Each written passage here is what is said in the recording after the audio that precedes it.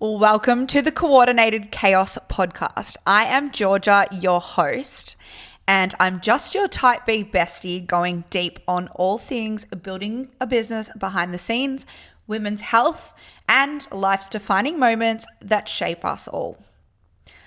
Guys, I'm nervous. This is episode 1 officially. Welcome to episode 1. Today is going to be all things welcoming you to the podcast, talking about the intention of the podcast, where it came from, and a little bit about me and my background and why you should listen to me. This podcast was born because I love to yap. It's as simple as that. And I felt like I didn't have the space to do so. And I'm not very good at being concise at times. So short form content is really hard for me. And I just decided that this is the pathway for me. And there's just like no pressure. I just want to dive in and have a yap and see where it goes. Having said that though, the idea behind the podcast is to tell stories, and not just my own, which we will definitely be diving into, but also the stories of others that have amazing stories, amazing transformations. Maybe there's a bunch of people that I want to interview, but there's going to be a lot of people that I know in my life already that I want to bring on, and they can tell their story of how they have come to be today. And that's very much what I'm going to be speaking about from my point of view as well. But before that, I will introduce myself properly. If you don't know me already, I am Georgia and I am a women's health and fitness coach. I've been in the industry now for almost 10 years with a few side quests along the way, and we'll definitely dive into that too. But I have been working in my own business now for about 3 years, and by no means am I an expert at building a business, but I'd love to take you along for the real, raw, honest journey of building a business, and also just like the process of starting this podcast. As you can see, I'm on the floor. I love the floor. I think the floor always has our back, and I wanted to do this in the most authentic way I could, and I felt like this was the place to be. If you hear background noise, no, you didn't. I'm in my living room. I've closed all the windows and the doors to try and minimize background noise, but I do apologize if you can hear the whippersnipper next door because they're doing some garden maintenance. I also live in a city. There's quite a bit of traffic. So let's just hope for the best and see how it goes. So my story started a long time ago. And one of the biggest reasons why I wanted to start this podcast was because I have been through a life-defining moment, and I feel like it is a topic that doesn't get talked about a lot online. And we're here at the start of this podcast, and I'm just going to tell you right away, it's not something that I've ever really held back, but it's not something that I've ever really talked about online before. And that is my experience of being adopted. So I was adopted at the age of 4 months old. Basically, my birth mother was not in the right space or time of her life to raise me. And so she made the very brave, courageous decision to put me up for adoption. I spent the first 4 months of my life in foster care. And as you can imagine, like, I don't fully remember that experience. But having said that, I definitely have noticed patterns and things along the way, and I've learned lessons, and there's been a lot of growth as well that have made sense when I remembered I was adopted. And as you can imagine as well, being adopted at 4 months old, you don't necessarily remember like that process, or you don't necessarily think that it's had a big impact on your life. But as someone who's quite self-aware, I've been in therapy, I'm very curious about my experiences, my growth, my struggles, and all of the things. It's definitely been something that I've been able to look deeper into and learn more about along the way. And I think that there'll be a lot of things that I talk about on this podcast related to my adoption and the way I shaped my identity growing up that will be really relevant for a lot of people. So that is one of the biggest reasons why I wanted to start this podcast and share that story with you. We will get into more of that later, but yeah, that's just my first little juicy piece of information about me. But I had a very amazing, beautiful, and relatively normal upbringing, and my adoptive parents have given me every opportunity possible under the sun to succeed in life, and I'm so grateful for that. And it's just been overall a really great experience, luckily for me. I grew up in the suburbs of Melbourne. I went to really good primary school, high school. I still am friends with all my high school friends. I actually went to university straight out of school, and I studied a double degree in health science and social work.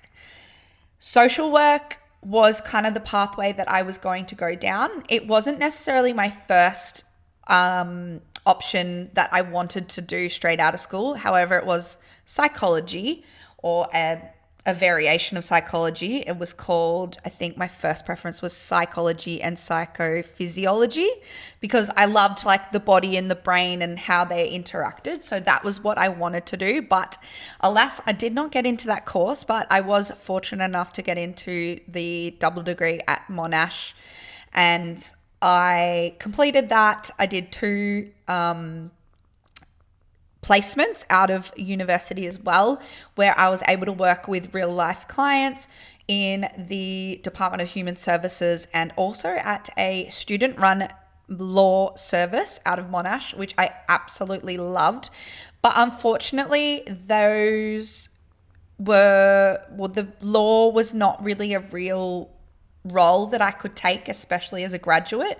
Most of the roles were for people that had a lot of experience, or they'd worked like in the government space for a long time, or they'd been working in case management in like smaller organizations. And I applied for a lot of organizations across Melbourne when I first graduated, and they all told me I needed more experience.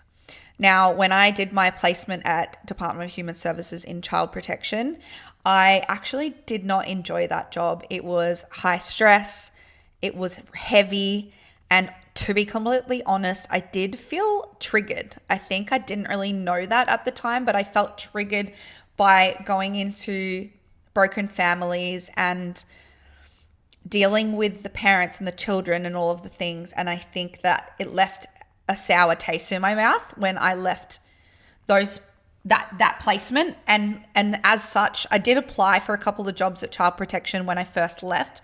However, I just felt like it wasn't for me, and there was always this underlying desire and interest in health and fitness. During my time at university, I had been working in like small group fitness gyms, not working, but like as a consumer, I was going to gyms. I had some really cool transformations, some really cool coaches. I'd learned a lot. I'd done one-to-one PT. I'd done small group. I'd done a bunch of different stuff in the fitness space. I did running. I was a dancer when I was growing up as well, so that definitely played a really big role in my inclination to head towards health and fitness. And I also, during university as well, I actually coached rowing. Now, as a 5'3" girly, you may not believe that I was any good at rowing. However, I was extremely fit, and I was driven, I was ambitious, and I was determined. And I think those things are some qualities that I still carry within myself too. But I think that's where I really got the passion for coaching. So I coached rowing for 6 years at my old school after I finished, whilst I was at university, after I finished school. It was such a great job. I worked with some of my best friends that I literally live with my best friend that I met through rowing, and we met in year 9. We've been best friends for 20 years now. Shout out to you, Luce. And I'm sure you guys will see her or meet her on the Poddy at some point. That's where coaching my coaching career started. And I also had a role at the rowing club as well, where I provided sports nutrition for students at the regattas and encouraged them and taught them how to eat and fuel themselves properly.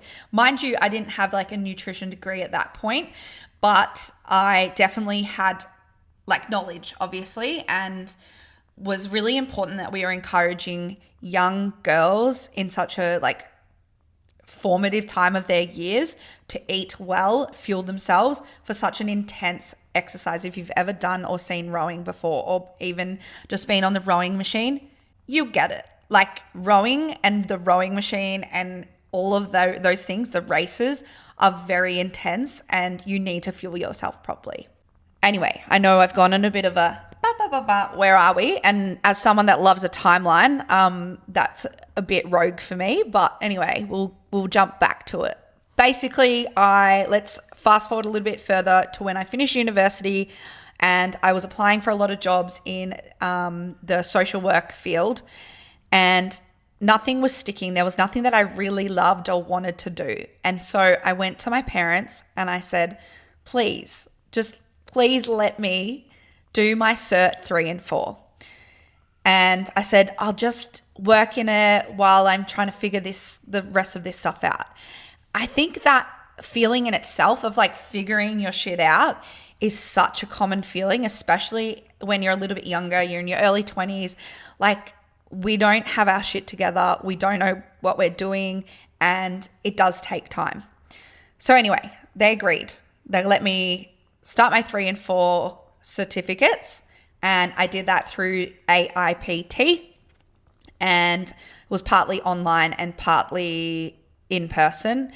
And immediately after I finished that, I had an opportunity, or I applied for a lot of jobs, and I think this is in the time of the rise of F45, okay? So I'm going to F45s, I'm trialing the classes, I'm going to all the stuff, and I'm like so into it. It was such a vibe at the time.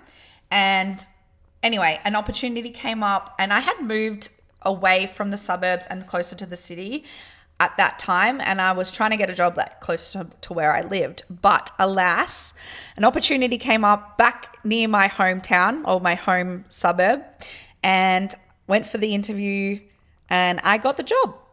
And it was great. I worked part-time there, and I worked part-time in a cafe. Also have an extensive history of working in hospitality as well, which is probably why I'm such a people person and probably why I'm such a yapper. I remember I used to get into so much trouble for staying and talking to tables for too long and not doing my job properly, but that's a story for another time. And yeah, it was great. The rise of F45 was such a thrill to be a part of. And then I had an opportunity. 3 months in, the manager of our studio was leaving. And my good friend, Beth, at the time, she came to me and she said, should we pitch the owner for a job in management here? And I was like, oh, like, I don't know, like, it's a bit scary. And we just were like, let's do it. Let's just ask them if we can have a meeting. So we had a meeting with them, and we said, like, you know, we know everyone, we know all the members, like, we can learn on the job, we can job share, we can do this, it's going to be so much fun. And so we got the job, and it was just the best 3 years of my life, if I'm completely honest. Like, so much fun. I learned so much on the fly about managing a studio, managing staff, managing teams, putting together rosters, making sure all the clients were happy, sales of memberships, giving everyone the spiel of what they can learn, helping people with their health and fitness in the moment, motivating them. Also behind the scenes with like doing their body composition scales and helping them achieve their goals within challenges was an incredible 3-year stint. During that time, I met a guy and was in a relationship. And we actually decided at one point in our relationship that we wanted to go and do a ski season in Canada. And so after 3 years of working at F45, I gave my notice so that I could move to Canada with my then boyfriend. However, throughout the process of planning the Canadian adventure, my relationship with him broke down.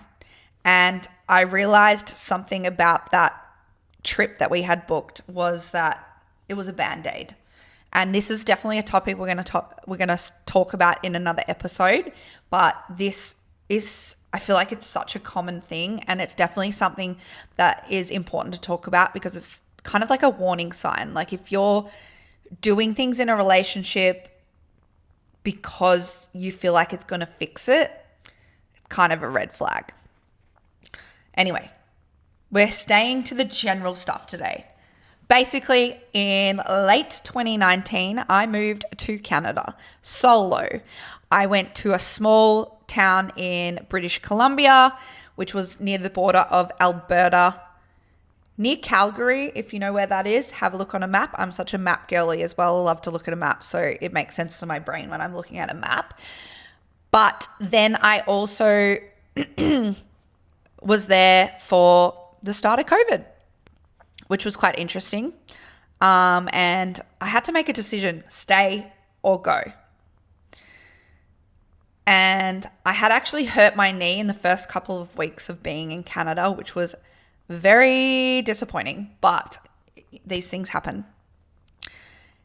And because of that, my knee had recovered. I'd returned to skiing. And although the ski hill was about to shut down due to COVID, I just decided, you know what? I'm not done here. I'm not done with this chapter here in Canada. I haven't done all the growth. I haven't done all the travel.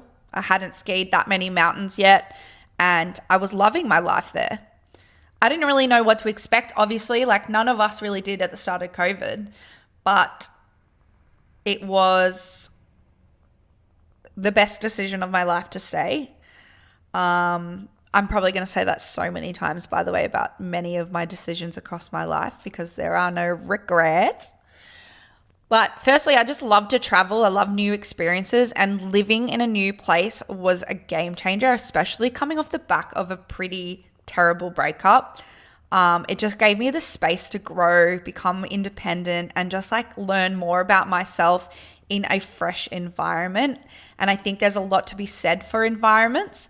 But at the same time, it's not always about the environment. It's about the work that you actually do in order for you to move forward. Because I think we could change our environment and change nothing about ourselves in the way that we behave and show up, and nothing will change. Or the way maybe our internal feelings won't change. The external changes, but does the internal change without that work?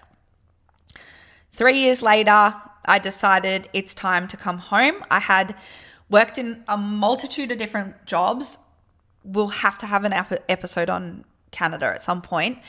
But I'd worked a multitude of different jobs, but I was working in the fitness industry over there, which was great. All female strength gym, relatively new gym, just empowering women to lift heavier and get stronger. And I think that was really the beginning of my business before it even started. But basically, I just decided like I wanted to move back home. It had been 3 years since I'd seen my family.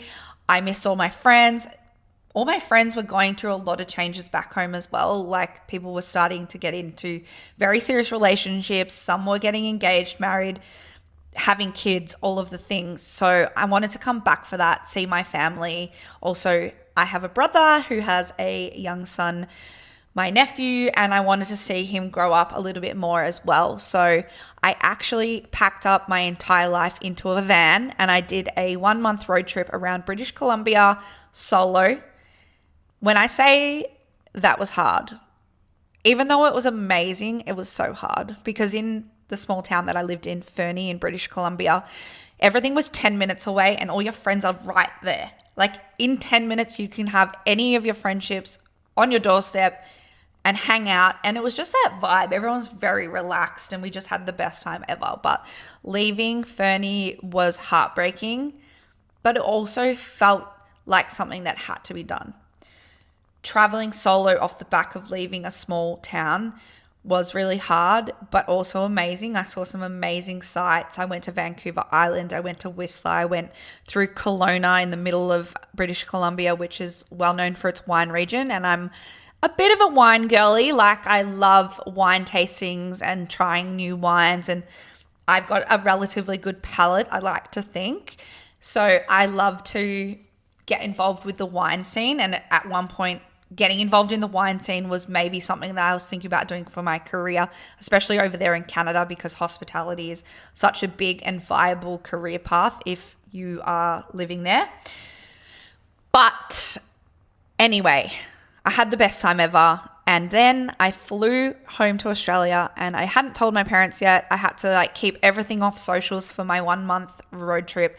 Luckily at that time, my phone was broken, so I couldn't really post much on social media, which was just that was my excuse to my parents. Yeah, I've broken my phone. I can't really post. I know I'm really good at posting, and I've always been someone who posts a lot on social media even before I had my own business. So I got home. My brother and his wife picked me up from the airport, and I surprised my parents back home in Melbourne. And from there, that was in 2022, the end of 2022, just before my mum's birthday. So it was a little bit of a birthday surprise for her. And yeah, I've been back in Melbourne since then, and I just dove headfirst into building a business straight off the back of moving back to Melbourne. I lived with my parents for 2.5 years until I moved into this beautiful apartment with my best friend Lucy, and it's been a journey. Building a business is no joke. If you know, you know, but also equally it is so rewarding and just so exciting, the opportunities that you have, all the things that you can choose to do. And like this podcast, it's how is this kind of my job? Obviously I'm not coaching people right now, but also it's just an element of online business that you can lean into. So I feel very fortunate, very lucky. There's been a lot of ups and downs, which we're definitely going to touch on along the journey. But that takes me into, I guess, talking a little bit more about what kind of topics we'll be covering on this podcast. So my intention, again, for this podcast is to talk about all things women's health, as that is my expertise and that's what I have a lot of knowledge around. So if there's any certain topics you guys want to learn about, I'd be more than happy to share that with you. I have a nutrition certification. I obviously have worked in the fitness industry now for 10 years. I specialize in strength training, and I like to focus on women because I'm a woman. And I feel really passionately about women's health and longevity, especially because there's a lot of research to show that strength training for women is a very certain way that we can expand the lifespan of our life and just prevent ill health later in life, bone density, dementia, Alzheimer's. There are so many things that by being active and being in the gym, or not even in the gym, working out at home and working with weights, will help you prevent along your lifespan. And I am so about it, okay? Also, like I said, I'll be talking a little bit about the behind the scenes of building a business, and I will also speak into my experience as starting on the gym floor in a commercial gym. So if you are a new PT or you're thinking about getting into the PT industry, that's definitely something I'll be talking about. And finally, it'll be life-defining moments, the things that I've learned along the way, the major experiences, lessons, growth that I've had, and just encompassing them into topics so that I can share my knowledge and my experience about it.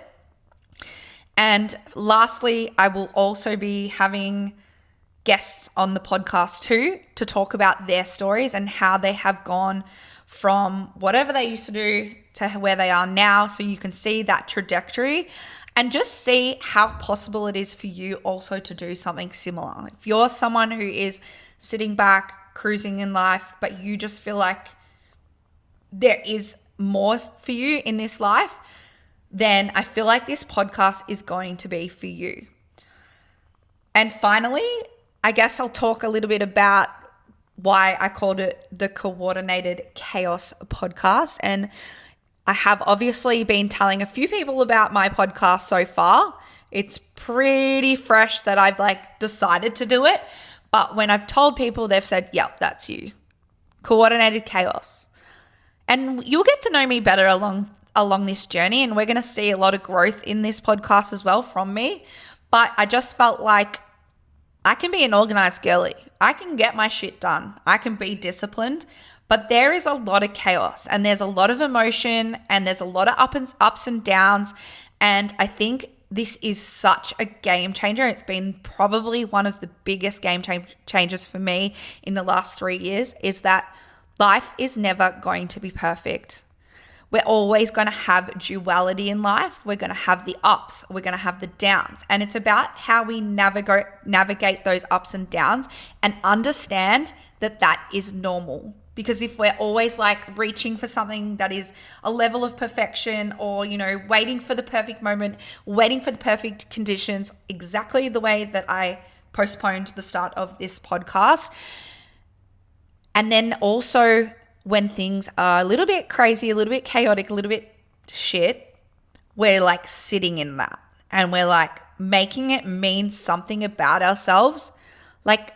How are we meant to move forward and progress in our lives and grow when we're sitting in our shit?